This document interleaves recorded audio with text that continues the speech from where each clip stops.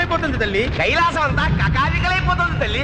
దారిన పోయే కప్ప మనకెందుకన్నట్టు ఆ ముక్కంటే ఆయన ముసిముసి నవ్వులు నవ్వుతూ కూర్చున్నాడమ్మా. ఇది న్యాయమా, ఇది ధర్మమా అని దేవర వారికి విన్నవించండి తల్లి.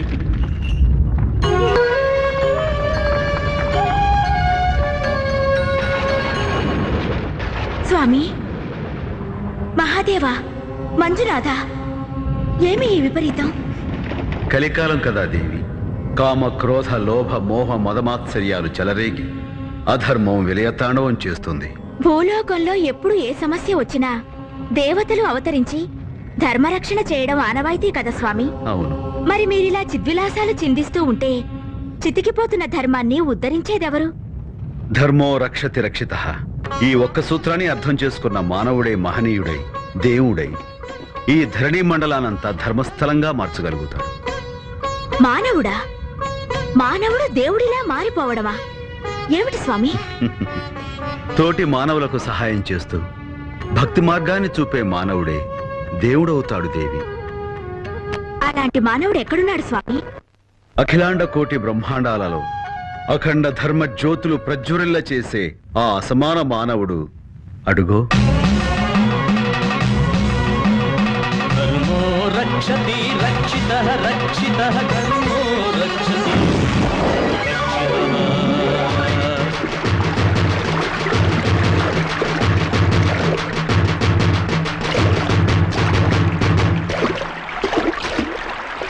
హర హర భృంగి నంది. అక్కడ వాడు చీత్తు అని తిడుతుంటే ఇక్కడేమిటినా తకతై తకతై అని ఆనంద తాండవం చేస్తున్నాడు. అక్కడ ఆ పిల్ల శివ మంజునాథ అని భక్తిగా పాటలు పాడుతుంటే ఈయన గారేమో నిమ్మకు నీరెత్తినట్టు కూర్చున్నాడు. నాకేమీ అర్థం కావట్లేదు. సకల శాస్త్ర పారంగతుడైనా నాకే అర్థం కాలేదు, నీకెలా అర్థం అవుతుందో? ఏమిటి స్వామి ఇది? మన్మథుడు పూలబాణం వేసినందుకే మూడో కన్ను తెరిచి భస్మం చేశారు కదా. మరి ఆ మానవుడు మాటలను ఈటెల్లా విసురుతుంటే కిం కమ్ అనకుండా కూర్చున్నారే? కిం కమ్. స్వామి, అవును దేవి, నువ్వు అనమన్నావు, నేను అన్నాను. నీలాగే నా భక్తులు కూడా వాళ్ళు ఇష్టం వచ్చినట్టు వాళ్ళు అంటారు. వాళ్ళేమన్నా నాకు ఇష్టమే. భక్తుడా? శివుడే లేడంటున్నాడు స్వామి వాడు. శివుడు లేడు అనే మాటలోనే శివుడు ఉన్నాడుగా దేవి. పైగా నేను ఉన్నానంటే ఉన్నాను, లేనంటే లేను. దేవి, నా తత్వం అతనికి బాగా తెలిసినట్టుంది. అంటే తెలిసే అలా కూస్తున్నాడా? పోనీ తెలుసో తెలియకో అంటున్నాడేమోలే. ఒకవేళ తెలియకపోతే తెలుసుకుంటాడు, తెలుసుకోలేకపోతే తెలియ చెప్దాం. తెలిసిందా? తెలిసిందో తెలియలేదు, తెలియడం లేదు. భృంగి, నీకేమన్నా తెలిసిందా? తెలిసినా తెలియనట్టే, తెలియకపోయినా తెలిసినట్టే, తెలిసి తెలియకపోయినా తెలియకపోయి తెలిసిన అంతా ఒక్కటే. అవును, అంతా ఒక్కటే. అది తెలిస్తే ఇక అంతా తెలిసినట్టే. ఏమిటంటే స్వామి? ఇక మీరు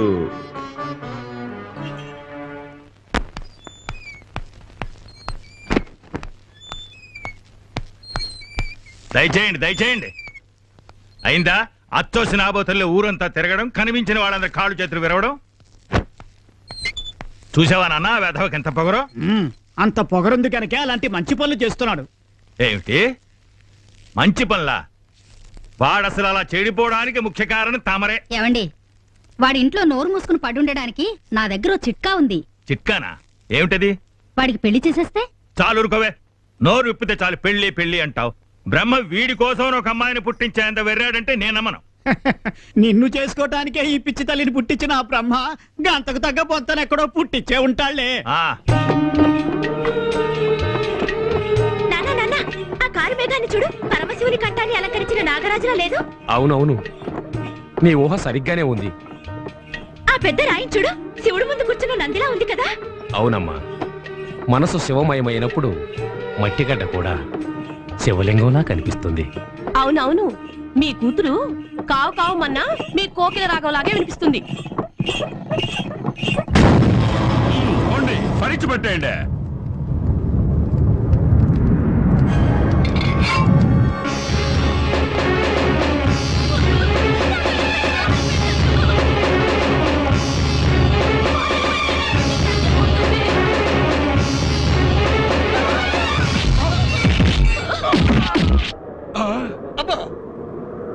వచ్చేసినాడబ్బా, వచ్చేసినాడు. అట్టసొత్తండా? దాని కడుపులో ఉన్న బిడ్డ తనది కాదని దాన్ని కట్టుకున్నాడు చెప్తున్నాడు కదా. అవునో కాదో తెలుసుకునేదానికి శ్రీరామచంద్రుడు సీతమ్మకి అగ్ని పరీక్ష పెట్టినట్టు మేము దీనికి పరీక్ష పెట్టినాం. అట్టా చేయమని నేనే చెప్పినాను. అది గనక శీలవత అయితే కాల్దు, కాకుంటే కాల్తుంది. ఇదేనయ్యా మా ధర్మ నిర్ణయమా? దానికి తిరిగే లేదు. ఎందుకంటే ఈ తీర్పిచ్చింది వేరెవరో కాదు, ధర్మరత్న శాస్త్ర సాగర, ఈ సమ్మోహనాచారి పుత్ర రత్నం, భావి ధర్మాధికారి బనగాన పల్లె బాల బ్రహ్మచారి. భలే భలే, ఇంత అద్భుతమైన తీర్పిచ్చిన నువ్వు నిజంగా మీ అబ్బకే పుట్టావా లేదా అని నాకు అనుమానంగా ఉంది.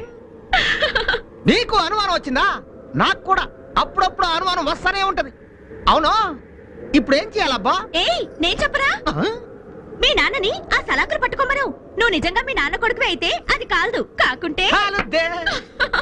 పిల్ల, నువ్వెవరో నాకు తెలియదు గానే మా అమ్మ తోడు నిజం చెప్పావు. నాయనా, నువ్వు ఆ సలాకులు పట్టుకో, శీల పరిచయం చేసుకో.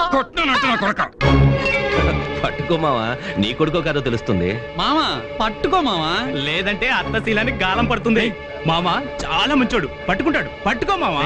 మామకేం కాదు, మామ సత్యవంతుడు. పట్టుకో మామా. పట్టుకో నాయనా, అంత మంది అడుగుతున్నారు, పట్టుకో నాయనా. పట్టుకునే దానికే అని. కానీ ఈ రోజు మంగళవారం కాదు, నిప్పు ముట్టేదిలే. అబ్బయ్యా, ఇవాళ మంగళవారం కాదు, సోమవారం. నోరదం కోరా, పంది కడుపున కుక్క పుట్టినట్టు పుట్టినావు కదరా. అది తప్పు చేస్తే ఆయన ఎందుకు పట్టుకోమంటారు? అయితే నువ్వు పట్టుకో. నీ చెయ్యి కాలకపోతే నీ భార్య కడుపులో ఉన్నది నీ బిడ్డ కాదని నమ్ముతావు. పట్టుకోవయ్యా అభినవ శ్రీరామచంద్ర. పట్టుకోరా, పట్టుకో. నా కొడుకు నేను చేయకండి, నిజమేంటో నేను చెప్తాను.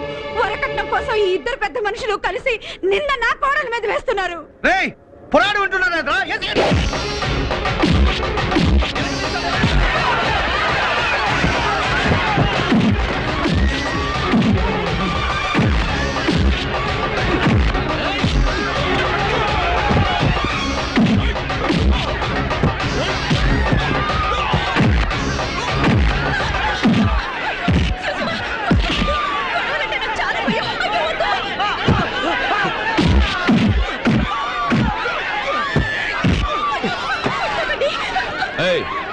ఊరుకో.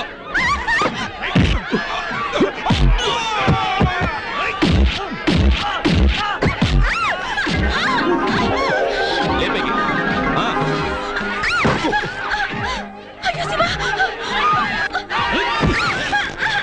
ఎవరు నువ్వు? లేపేకి. నన్నెలా లేవమంటారు? మీ మీద నేనున్నాను, నా మీద మంచం ఉంది. గుద్దానంటే లే. శివశివా, లే.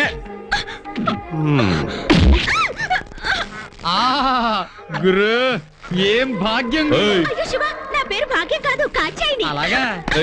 లేమన్నా, మీరేమో నన్ను లేవమంటారు, లేకపోతే ఒకరి మీద ఒకరు మంచం మీద పడుతూనే ఉన్నారు. ఓ పని చేయండి, ఏంటి? 108 సార్లు శివశివ హరహర శివశివ హరహర అంటూ శివజపం చేయండి, అంతా శుభం జరుగుతుంది. శివశివ హరహర. మాట్లాడితే ముక్కు పచ్చడి చేస్తాను. శివశివ హరహర. లేముందు. శివశివ.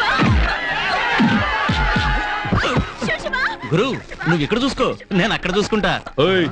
ఆహా, ఏమి ఈ భాగ్యం. అయ్యో, నా పేరు భాగ్యం కాదు, కాచాయిని. అలాగా, పేరు బాగుంది. లే. శివశివ.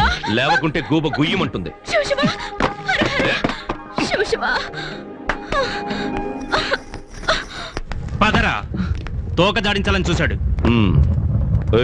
చెయ్యి పట్టుకోరా, పట్టుకోరా. చూడు, ఇదే ఆఖరిసారి. మళ్ళీ ఇంకోసారి ఇలా జరిగిందో మట్టి మీద నువ్వు ఉంటావు, నీ మీద మట్టుంటుంది. అర్థం కాలేదా? నిలువునా పాతేస్తాం. ఎందుకు బాధపడతావు? మా కాచేయని పెళ్లి నాకు కంటకంగా తయారైంది బావా. ఊళ్ళో వాళ్ళందరూ సూటిపోటి మాటలతో మమ్మల్ని కాకుల్లా పొడుస్తున్నారు. ఈ నెలలోగా కాచాయిని పెళ్లి చేయకపోతే ఊళ్ళో ఉన్న పెద్దవాళ్ళంతా కలిసి దాన్ని దేవదాసం చేస్తామని బెదిరిస్తున్నారు. మీరేం బాధపడకండి, రేపు కార్తీక సోమవారం కదా, కాత్యాయని మన శివాలయానికి తీసుకెళ్ళండి. ఆ దేవుణ్ణి మొక్కుకుని కొబ్బరికాయ కొడితే తన పెళ్లి జరుగుతుంది.